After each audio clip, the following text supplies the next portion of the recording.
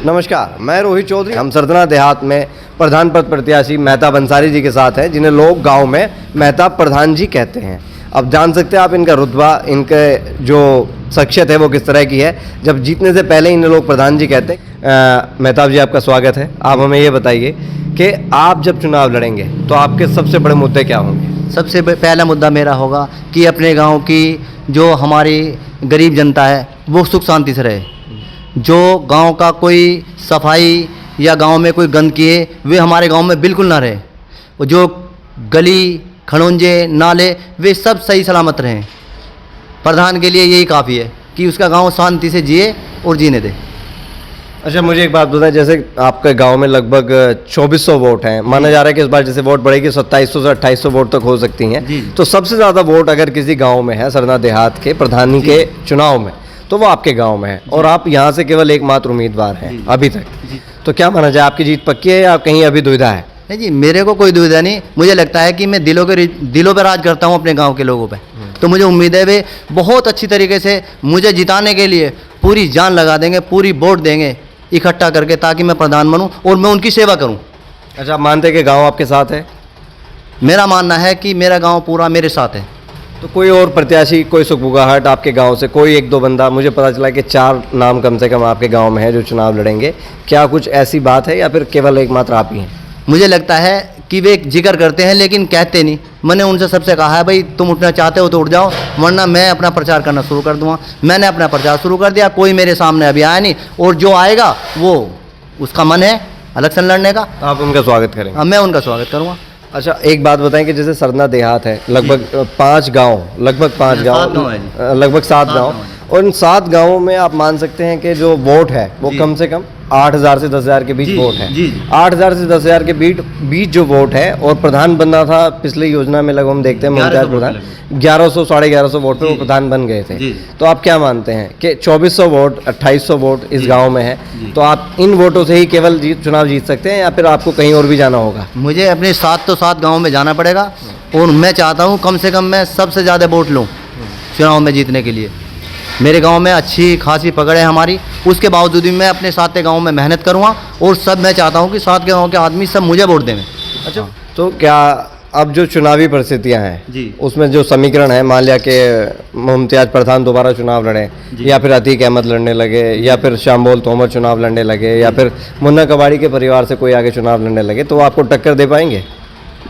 देखो जी, चुनाव तो एक टक्कर का ही नाम है, लेकिन मुझे उम्मीद है कि मैं सबसे फर्स्ट पे जाऊँगा।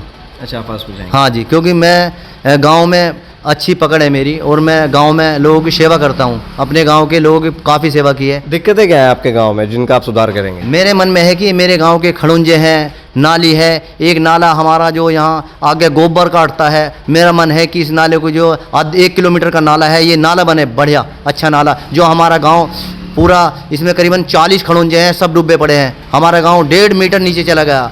जो भराव करेगा हमारा पूरा गांव, तो कम से कम नहीं 6 करोड़ रुपया लगने के बाद भी हमारा गांव कामयाब नहीं है। इतना 1.5 मीटर नीचे है हमारा गांव। अच्छा, मौजूदा प्रधान को ये बात समझ में नहीं आई, उनसे ये बात किसी ने नहीं कही? मौजूदा प्रधान आते हैं, दुआ सलाम करते हैं, आदमी अच्छे हैं, लेकिन हमारी बात तो नहीं मानने होती, तो मैं क्या करूँ?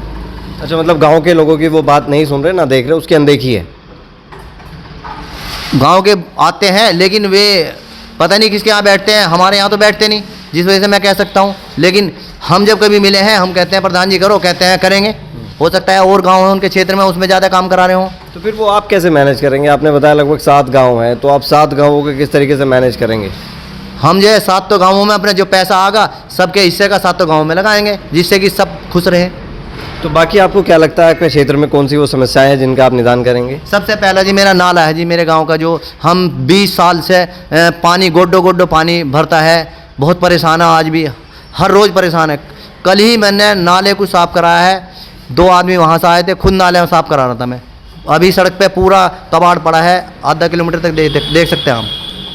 तो इस बार आपने जो गांव की सेवा करी है बकरा ईद पर सफाई को लेकर, वो किस तरीके से की है? वो इस तरीके से रही। गाँव में आज महामारी का दौर चल रहा है, कोरोना चल रहा है, कोरोना के मेरे फ़ोटो लगे हुए हैं। मैंने लोगों को सफाई का संदेश दिया है, जिससे सब सफाई रहें, कोई गंदगी ना हो, कोई गाँव में बीमारी ना बढ़े, ताकि अपने गांव को बचा लिया जावे। नहीं, मुझे पता चला था कि आपने गड्ढा खुदवा के जो उनका मलबा बसता है, अवशेष बसते हैं जानवरों के, आपने वो दबा दिए हैं। हाँ हाँ, वो यही तरीका है, कोई भी चीज़ जो गंदगी है उसे ज़मीन के नीचे दफना दी जावे, ताकि वो गंदगी नीचे ही दफना के कोई बदबू या कोई महामारी ना ऊपर आवे। सरकार बोलती है, लेकिन ये काम प्रधान का था या कोई और ऊपर से अधिकारी करता, लेकिन मुझे भी किसी के चक्कर में ना आकर हमने अपना पैसा खर्च करके मैंने खुद करा दिया, ताकि हमारा गांव सुरक्षित रहे, साफ रहे, निरोगी रहे। मेरा इतना सही उद्देश्य है।